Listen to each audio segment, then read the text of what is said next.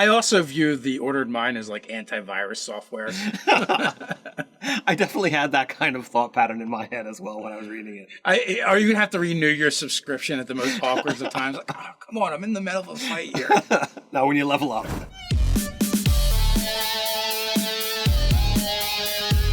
I'm Nerdarchy Ted. I'm Nerdarchy Dave. Welcome to Nerdarchy, for nerds, by nerds. All right, looks like a new UA is dropped, and it is way too much for us to do in one video, so we're going to break it up. Yeah, Wonders of the Multiverse has dropped there. We're going to break this in to individual parts. We're going to do 5 of them today.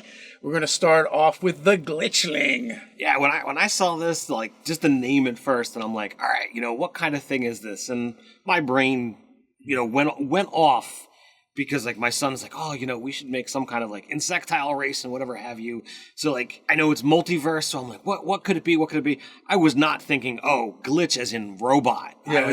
So, I was definitely, intrigued by this one. I know. Now we have Warforged. We have the Nomatons.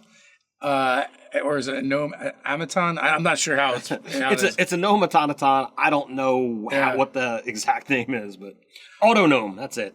Okay, well, hopefully the Glitchling isn't replacing it, and it is, in addition to. Right. That would make me a little sad. I mean, we could have our full robot party without even having the same race now, practically. Indeed. All right, well, before we get into and actually, look at what the Glitchling is, if you like these videos and all the awesome content over on Nerdarchy.com, why not come check us out on Patreon and throw some love over there? Articles like Excavating Unearthed Arcana, What Didn't Make the Cut, Part 1, there's a bunch of those over there. So it's just going over all the Unearthed Arcana over the years and what made it into D&D and what hasn't.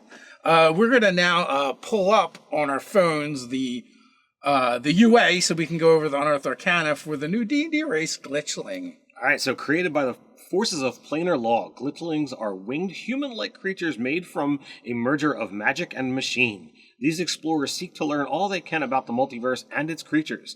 Some glitchlings then carry what they learn back to the lawful planes like Mechanus to inform the orderly working of the multiverse.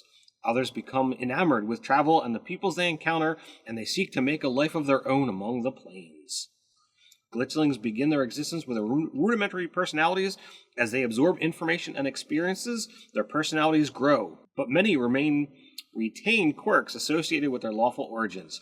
You can roll or choose a quirk from the orderly quirk table, or create your own. So we get 6 different quirks that they recommend, and even from these you can kind of come up with your own or pick one of these or randomly roll. But essentially, they all kind of have to do with, you're a robot in a fantasy world and possibly part of a collective. Right. You like to arrange things in a particular order. You have a bizarre speech pattern, those kind of fun things that are there. And I like those things, especially for like foundling, character or players who don't really know how to add those little role-playing quirks too. Yeah, and also you could just look at other sci-fi, look at the sci-fi genre. Anytime there's robots, androids, mechanical creatures, and if they have weird speech patterns, and sometimes they do, you could adopt one of those. Absolutely. So we're going to get into our traits, and for our creature type, your construct, your size, your medium, speed. You have a walking speed of 30 feet. Armor plating, metal skin is reinforced with armor plates. While you aren't wearing armor, your base armor class is 14 plus your dexterity modifier. This could use a little clarification because they don't mention a shield or not. I would say you could probably use a shield. Like any character can add a shield onto, the armor class, but like you wouldn't be able to wear armor or use any of the other methods of calculating armor class. That's true, but sometimes they do call out armor or shield or shield. Sure. Depending on the particulars. So this doesn't. I would say it is. It's actually the best natural armor aside from the turtle in the game. So I'm kind of curious about that. That creeped up a little bit, sure. And the fact that we get to pick where our stats go. Right. We can increase our dex, and at first level that's a 17 armor class. If you're using a shield, that's 19. A 19. That's not bad. That puts you on par with the turtle, but nothing else pretty much. Right. So you also have Balanced Chaos. When you make an attack roll or a saving throw and roll a 9 or lower on the d20, you can balance Chaos and treat the roll as a 10. You can balance Chaos in this way a number of times equal to your proficiency bonus, and you regain all expended uses when you finish a long rest. I think this is kind of cool, and it definitely fits the structure. Like, I need to get to the middle. Yeah, I mean, generally, you know your bonuses, so you know if a 10's going to do it or not. Or if you're using critical fumbles in your game, you'd be like, let's not have a 1. So you could definitely do that. I look at this as, I'm gonna save that for my death saves. Thanks. Yeah. Oh, you rolled that 1? Never mind. That's 10. That's true. That's an auto pass on all your death saves. Indeed. We also get Living Construct. You were created to benefit from several spells to preserve your life that normally don't affect constructs. Cure Wounds, Healing Word, Mass Cure Wounds, Mass Healing Word, and Spare the Dying. I don't see anything about Resurrection or Revivify. Revivify, Raise Dead. Yeah, so when I definitely saw that you are a construct, my eyes went, so these are things I was like, oh man, what the flip? How much is this going to affect the player? Because, I had something come up in a game where I tried to use Spare the Dying on a construct because it was like an ally's companion. And I hadn't really thought about it. Like, oh, yeah, you don't really get to do that. And also, right, even if someone wants to stabilize you, do you use medicine or tinker tools? So, it's UA, so you don't really, know these kind of things. But, you're a living construct, so I don't know how that's all going to play out. But, it's cool that, all right, you're a PC, you can get healed, thumbs up. We also have Ordered Mind. You have advantage on Wisdom, Insight checks, and on saving throws made to avoid or end the charmed condition on yourself. Super helpful. Yeah, that's always a great thing.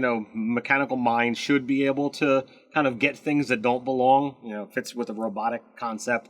We also, finally, you get Vestigial Wings. You have wings that allow limited flight. When you move, you can engage your wings to gain a flying speed equal to your walking speed until the end of your current turn. If there's nothing under you at the end of that turn, you're going to fall. And you can use a number of times equal to your proficiency bonus, and you get it all back when you finish a long rest. Yeah, so when we were reading this one and it talked about wings, I'm like, oh, here we go, another flying class. And, it does have flight, but it's very limited. Right. Yeah, it's literally up to your proficiency bonus in rounds. So it's a scenario where it's like, all right, really 6 rounds of the day. It's not really flight. Like, you got to glide. Like, it's not even a glide. A glide would be, different. I think it's more like a jump. Like I said, and so you can use it for jumping around. You can get over obstacles, and it lasts for a full round. So technically, you could, dash and get 60 feet of movement out of it instead of 30. So that's pretty good. Like, you need to get over a chasm or something like that. Yeah, just know that I jokingly said glide, but like really, you're not gonna keep going. It's like it's almost comical, like the Looney Tunes thing. Like, okay, my movement ends, I fall straight down. Yeah. There's no arcing. I can't keep them out. Yeah. Well, and also there's nothing that says you couldn't continuously use it until you're out. Mm-hmm. So I would allow that if the player wanted to like burn them to stay in flight. But it would just be a matter of like, okay, you're still on a timer. Right. And I think we're talking about robots here, so logic should dictate, if you just be like, all right, the chasm is 240 feet across, 250 feet across, I can fly for 3 rounds because I'm high enough level, can I just fly over there? But like, oh no, this is D&D, you fly your first round, then you fall 60 feet because that's how much you've fallen around, then you have to fly back up this way and then fall 60 feet. Can I fly in an arc so this way when I run out of fly speed I can aim for the other side, maybe controlled fall with an acrobatics check? So like it enters into the comedic standpoint of how are you playing the rounds, or can somebody literally just be like, all right, I'm gonna activate this and keep it going until I get across. I also view the Ordered Mind as like antivirus software. I definitely had that kind of thought pattern in my head as well when I was reading it. Are you gonna have to renew your subscription at the most awkward of times? Like, oh, come on, I'm in the middle of a fight here. No, when you level up. Yeah. So, all in all, I like the Glitchling. I think it's fun. I think it goes with the other things. I don't know what setting this is going to be released with because, Wonders of the Multiverse is a lot of, it looks like Spelljammer type stuff, but also giant stuff, when we get further into it. So, I don't know. I don't know. I was thinking Spelljammer, but I'm already seeing other stuff that's out there. So like, I don't know. We'll see. You know where this is coming from, but I definitely dig it. But hey, if you're looking for something else that's wacky and crazy, why not check Bombardo's Away? In the same way our own Goblin Bomber faithfully serves as our representative and minion, this dastardly Goblin Bomber puts his mad obsession with blowing stuff up to work as explosives maker for Skeeve's Banshees. After a successful assault, the Sky Raider goblins captured an airship. The gang's leader gave the vehicle to his expert explosives engineer to use as a mobile manufacturing and test facility. The Mad Bomber recently experienced a major breakthrough, and before Skeeve's Banshees can upgrade their Grenados, they'll need testing. An isolated sediment seems ideal. This product comes with an airship map. If adventurers can climb a 300-foot chain in strong winds, they'll have a shot at claiming an awesome reward. It's a 5th edition counter for characters levels 4 through 8th. There's an environmental hazard. When the Goblin Bomber drops anchor for a Bombardo test, the surface below gets a perilous real quick. There's new items, the Bombardos and Grenados. The new NPC, the Goblin Bomber, based on the Goblin Bomber CBG we did, as well as new monsters, the Sky Raider Bat and the Sky Raider Goblin. So let us know what you think about the Glitchling. You can replace the goblins with Glitchlings maybe. If you wanted to, your Glitchling can fly up there. You can have a lot of fun with that. Let us know what you think down in the comments below. While you're down there, don't forget to like, share, subscribe. Go ahead and drop a Grenado on that notification bell so you don't miss a single video. Quick reminder, we drop new videos here on the channel Monday, Wednesdays, and Fridays, so come on back. But you can't wait till then. No worries, we got you covered. Up here you can find the card for our D&D giant options from the last Unearthed Arcana we talked about. So until next time, Stay nerdy.